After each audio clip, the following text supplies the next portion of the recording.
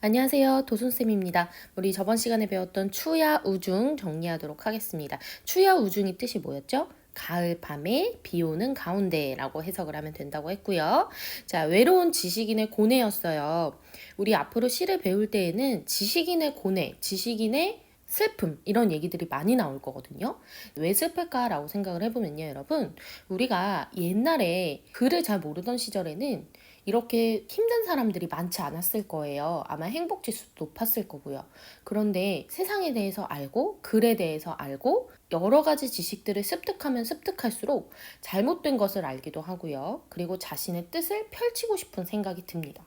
그래서 지식인의 고뇌가 생기게 되는 거예요. 그래서 오늘날에는 아마 대부분의 사람들이 지식인이 아닐까라고 생각이 또 들기도 하거든요.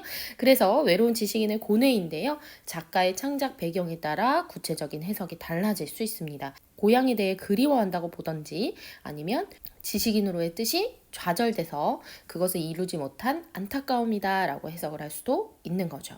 각종 소재를 활용하여 화자의 정서를 극대화합니다. 선생님이 어떤 단어가 특정한 분위기를 나타낸다라고 우리 대부분의 사람들이 해석하는 그것들을 뭐라고 한다고 했었죠? 전형성을 가진다고 했었죠? 전형성을 가지고 있는 뭐 가을바람이라든가 밤비라든가 등불이라든가 이런 것들이 화자의 슬픈 정서를 극대화하고 있습니다. 그다음 창문이 나왔었어요. 세상과의 단절이기도 하고 또 통로의 역할도 한다라고 말씀을 드렸죠. 자, 오늘은요. 채치원 선생님의 시 하나만 더 배우겠습니다. 제가야산 독서당 한번 보도록 하죠. 우리 저번 시간에 배운 것처럼 채치원 선생님은 본인의 시무책이 좌절되고 나서 전국 각지를 떠돌면서 살았다라고 말씀을 드렸어요. 그 중에서 저번 시간에 배웠던 추야 우중은 해인사에 은거했을 때 제작한 시로 볼 수 있다라고 말씀을 드렸죠. 이 제가야산 독서당은요, 또 어떻게 읽는지 또 너무 길죠. 제하고 가야산 독서당 이렇게 쓰시면 되겠어요. 자, 제가요, 제작하다 할 때 제자입니다. 시를 지었다라고 해석을 하시면 되는 거고요. 어디서 지었을까요? 가야산. 가야산도요. 합천면에 있는 산이라고 합니다. 거기에 있는 독서당에서 시를 짓다라고 해석을 하시면 되겠습니다. 그러면 내용 한번 보도록 하겠습니다. 첩첩 바위 사이를 미친 듯 달려 겹겹 봉우리 울리니. 여기서요. 뭐가 달렸고 뭐가 봉우리를 울렸는지 아직은 나오지 않습니다. 무언가가 주어가 없어요. 무언가가 첩첩 바위 사이를 미친 듯이 달려서요. 겹겹 봉우리를 울리고 있습니다. 엄청 소리가 큰가 봐요. 그렇죠? 지척에서 하는 말소리도 분간키 어려워라. 지척에서 하는 아주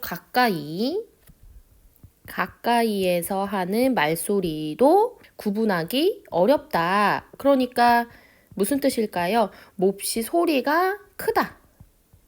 이렇게 해석을 할 수 있겠죠. 뭔지 모르겠어요. 아직 안 나왔습니다. 무엇이 첩첩 바위 사이를 미친 듯 달려서 겹겹 봉우리를 막 울리고 있어요. 그러다 보니까 우리가 가까이에서 하는 말소리도 분간키 어려울 정도로 그 소리가 매우 큽니다.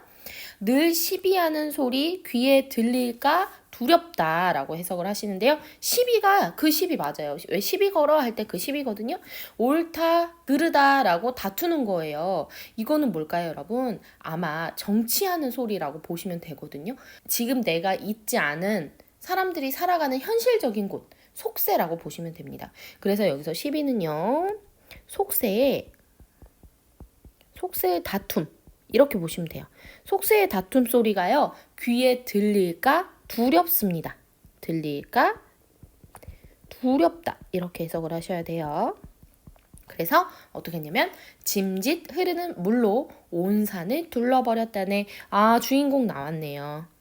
누구예요? 흐르는 물이었어요. 물로 온 산을 둘러버렸다네. 자, 그러면 좀 볼게요. 첫 번째 행부터 먼저 볼게요. 물이 이제 여기 이게 물로 밝혀졌으니까요. 지우고 좀 써볼까요?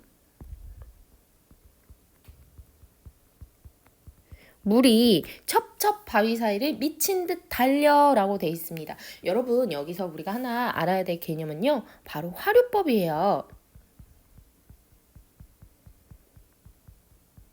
화류법은요, 정리하면 무생물을 생물처럼 표현하는 겁니다. 요거랑 비슷한 개념으로는 의인법이 있어요. 그런데 의인법은 사람처럼 표현을 하는 거고요. 화류법은 생물처럼 표현을 하는 겁니다. 그러다 보니까요, 뭐 사람이 하는 행동도 생물이기 때문에 크게 봤을 때는 의인법도 화류법에 속한다라고도 볼 수 있는 거고요. 그래서 여기는 화류법 어때요? 물이 막 달리는 것처럼 역동적으로 표현을 하고 있습니다. 그래서 여기서는요 아주 세찬 물살을 표현하고 있어요. 양세찬 아닙니다. 그 다음 지척에서 하는 말도 분간키 어려워라. 이거는 마찬가지로 소리가 매우 크다라고 돼 있는데요. 소리가 들리지 않게 하고 있거든요. 지척에서 하는 말소리와요. 들리지 않는 시비하는 소리. 요 두 소리는 듣고 싶지 않은 소리입니다. 왜냐면 얘네를요. 제가 물로 다 막아버렸거든요. 그래서 이 소리는 인간의 소리다라고 보시면 돼요. 그런데 인간의 소리는 어때요? 화자가 듣고 싶지 않아 하는 소리죠.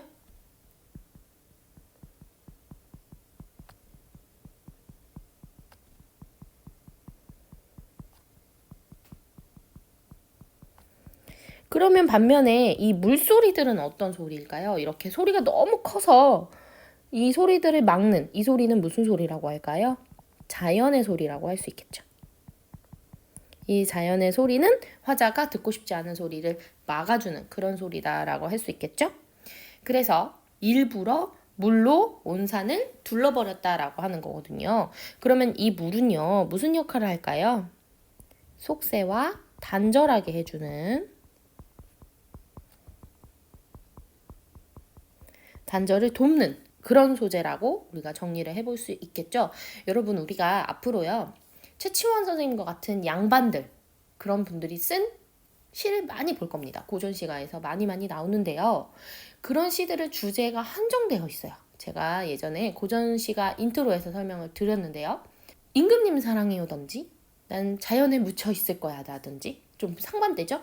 자연에 묻혀 있을 거야 라든지 아니면 뭐 정말 솔직하게 사랑을 표현하는 경우도 있고요. 크게 이렇게 세 가지로밖에 안 나뉩니다. 그래서 여러분들 해석하기 더 쉬우실 거예요. 자, 오늘 배운 거 정리하도록 하겠습니다. 제 가야산 독서당 정리하겠습니다. 자, 가야산 독서당에서 짓다라고 해석을 하시면 된다 그랬죠? 자, 화류법 뭐였죠? 물이 미친 듯이 바위를 달린다라고 해서 무생물을 생물처럼 표현하고 있고요. 무엇이 대조가 되었는지 볼까요? 오타가 났네요. 말소리가 아니라요. 이거는 물소리고요. 물소리. 물소리와 시비하는 소리 이렇게 볼 수 있죠. 시비하는 소리 플러스 지척에서 말하는 소리였기 때문에 요게 말소리가 되고요. 그래서 물소리는 자연의 소리, 시비하는 소리 말소리는 인간의 소리 요것들을 대조하고 있습니다. 물은 속세와의 단절을 위한 도구죠. 그 다음 속세와 단절하여 산속에 은둔하고 싶은 마음이 바로 이 시의 주제라고 정리해 볼 수 있겠습니다. 자, 오늘도 고생 많이 하셨습니다.